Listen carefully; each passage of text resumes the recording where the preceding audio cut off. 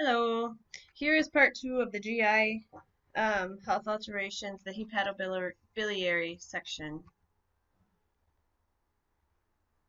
This just shows you the basically the anatomy of the GI, the pancreas, the duodenum, the common bile duct of the gallbladder, the liver, and the spleen.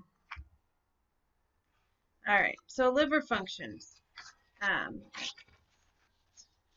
Cells in the liver, the hepatocytes, produce the bile, which are stimulated by what's called secretin when the food enters the small intestine. So the liver basically produces bile to help digest food. The liver secretes that bile, which is the water, the bilirubin, and the cholesterol, into the intestines, and it follows the intestines and is excreted in feces. That's what actually makes the stool the brown color. Um, the liver also does things like metabolize carbohydrates, amino acids, lipids, makes plasma proteins, phagocytosis, or eats uh, caused by the Kupffer cells, forms bilirubin, stores minerals and vitamins, and it's the biggest function that the liver does is detox the body from harmful substances. So basically, the harmful substances in the body are metabolized by the liver. Gallbladder. So the liver secretes the bile, and the gallbladder stores and makes it more concentrated until it's needed and to be released into the small intestine. Um, when fatty food enters the duodenum, it actually stimulates this cholecystokinin to be secreted, which causes the bile to flow into the cystic duct and then into the common bile duct. So it also helps metabolize fatty foods. That's why when people have gallbladder issues, they eat fatty foods, and that's what causes the pain. So here is the pancreas. Um,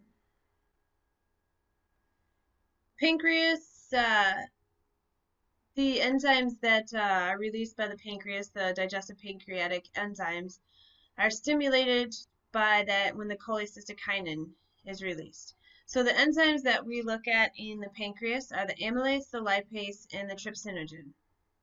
The amylase will digest starch and change it into maltose. The lipase converts those fats into fatty acids and glycerol, and the trypsinogen activates that trypsin in the duodenum that we talked about and helps with the amino acid conversion.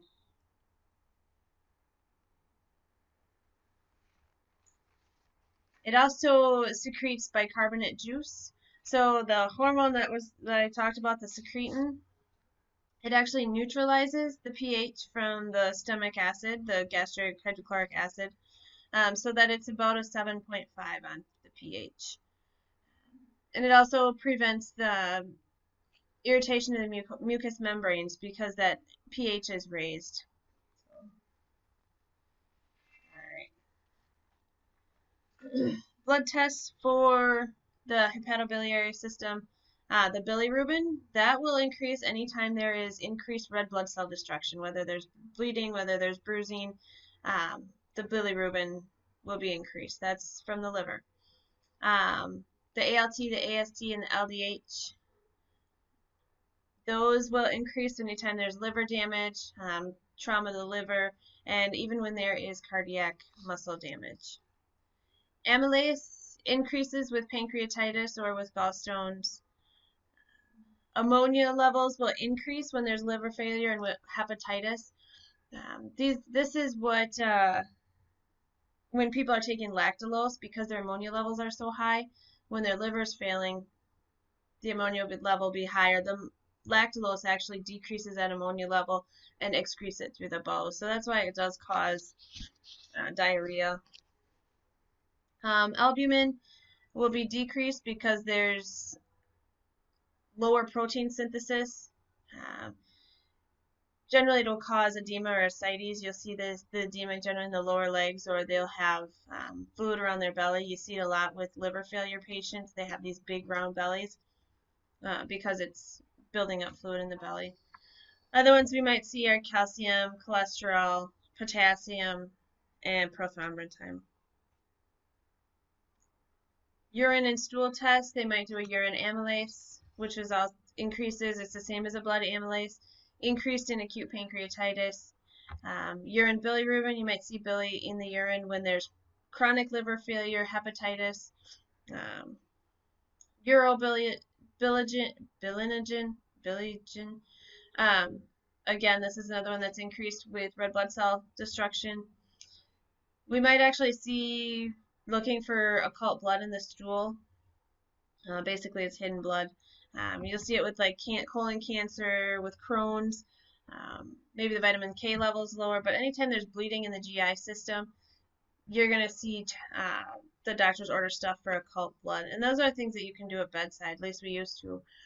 It's a little card where you stir the stool on these two spots, and then you flip the card over, open up the back, and put some drops on it. If it doesn't react, then it's negative, but if it turns blue around the stool, um, it's positive for blood. They might also look at stool for lipids. If there's fat in the stool, it's called steatorrhea. Um, Biggest time you see this is when there's issues with malabsorption. So like Crohn's, where the stuff is, or the food and that is flowing through the body so fast, it doesn't have time to absorb. So the fat just kind of is basically in the stool and around the stool. All right, moving on to disorders. So the first one we can talk about is hepatitis. This is just the inflammation of the cells in the liver. Generally, it's caused by a virus. It can be caused by drugs, sharing needles, and even sometimes a bacteria. There's just different. There's different types. There's 6 types: hepatitis A, hepatitis B, hepatitis C, hepatitis D, hepatitis E, and hepatitis G. The first two, the hepatitis A and the hepatitis B, are the ones that we have vaccines against, and the other ones we do not. I don't want you guys to get into the big what's A, what's B, what's C. Um, I want you to know what it is, and there are several different types. Stages of hepatitis. The first stage is kind of like the prodromal or pre-icteric. Generally, this is about a week, and it's like flu-like symptoms. There's right upper quadrant pain. So this is just the beginning of the hepatitis. Second stage is called icteric. Generally, this is about a month and a half. You're going to see they're going to be more tired, they're more fatigued. You're going to see anorexia, malaise, emesis, jaundice. This is when their skin is yellow, their eye, you'll see in the picture up here, the eyeballs will be yellow. And generally the urine's dark, and then the liver is very tender when you touch it. Post-icteric or convalescent. This is the healing time. Can take 2 weeks up to months, and maybe even up to a year for those liver tests to normalize.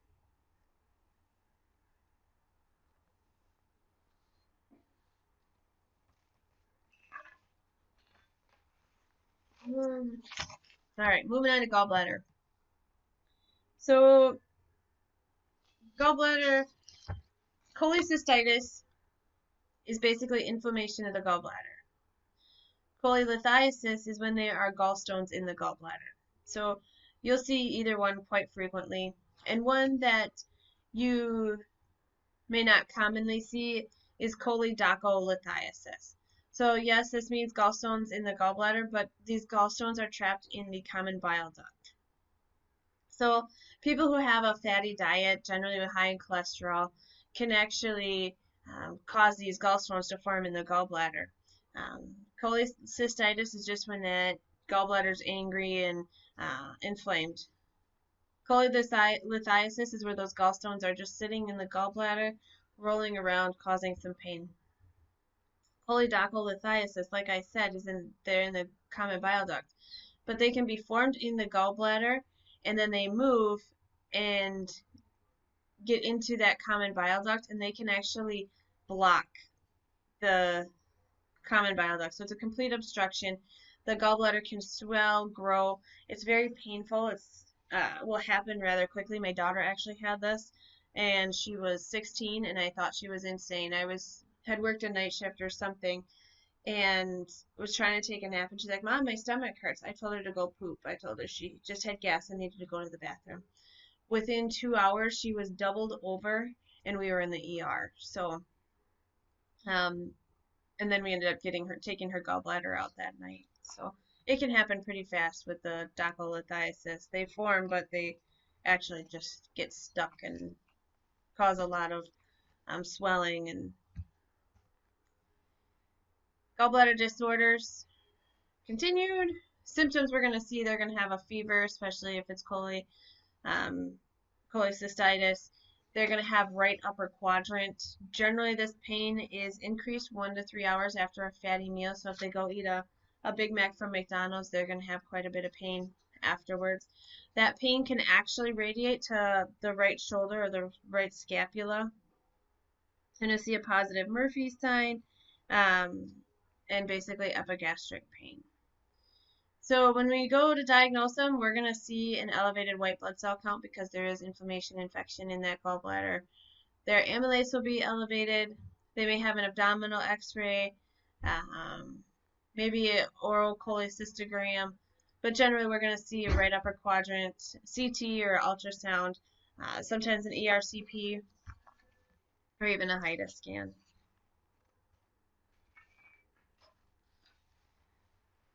Treatment for this, generally it's open or a lap cholecystectomy. I know they try and do more of the lap cholecystectomies where they're actually taking the gallbladder out. Cholecystectomy where they're going and looking at it. They might do an extracorporeal shockwave lithotripsy where they're trying to go in and break up those stones so that they can pass on their own. And medications. Generally, try and avoid morphine, I guess. I know Pam put in here it's open for debate. But morphine might actually increase spasms at that sphincter body. So we're going to monitor for pain. We're going to treat their pain. We're going to monitor their vital signs, making sure their infection isn't getting worse. Abdominal assessment. They're going to be on antibiotics. Our teaching is going to include, the biggest thing is teaching, before they have their gallbladder removed, we're going to teach them diet to help with the pain, to help with the attacks. Afterwards, they are going to generally have diarrhea most of the time, loose stools, and they're still going to need to monitor their food because they're not having that bile to break down the food, so it goes through pretty quickly.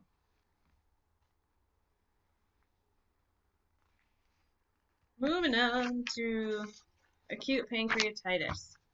So pancreatitis is one that we deal with quite a bit in the hospital. It's an inflammation of the pancreas, but what it actually is is the pancreas is basically digesting itself. So the enzymes that are activated in the pancreas actually can start digesting the pancreas. So things that cause acute pancreatitis, generally the most common is alcohol consumption, but it could be like biliary disease, blunt trauma, drugs, and idiopathic. We had a patient that was admitted probably every 3 weeks almost with acute pancreatitis, and he didn't even drink. So sometimes people are just very prone to pancreatitis. So symptoms might be abdominal pain, guarding,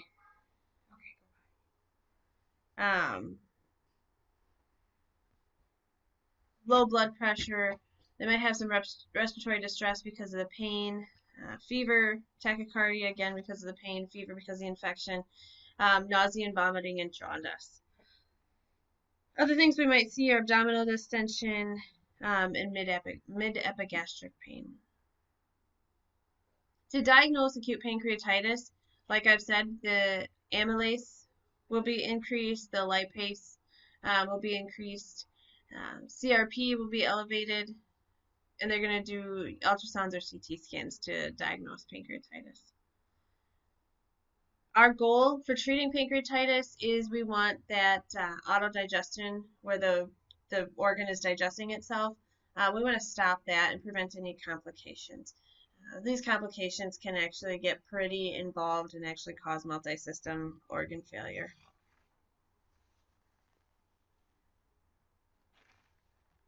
These patients may actually be NPO to give their GI system a rest so that the pancreas can heal. Oh, that's on the next one. So they can be NPO because we don't want the body to be releasing all those enzymes and causing more issues. They may be in an NG tube to kind of pull out some of that stuff. We're going to have them rest. We're going to get them on anxiolytics, obviously IV fluids if they're not eating, and IV fluids to keep them hydrated. They might be on H2 blockers, obviously antibiotics, pain meds because it's very, very painful. Could be things like fentanyl.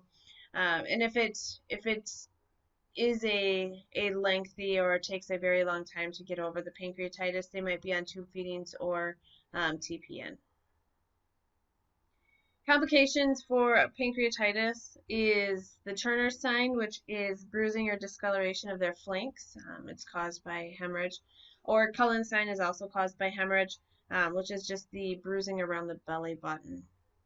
Um, respiratory, cardiovascular, and renal failure are all complications of acute pancreatitis. So I'm going to get this posted for you guys. I know it didn't take long, and I was going to actually do a live class, and I'm trying to get everything done so I can get that done sometime this weekend. We may just do it a little different because I don't know if I'm going to have time to get the whole outline done like I usually do, but I will get this posted and start working on an exam review.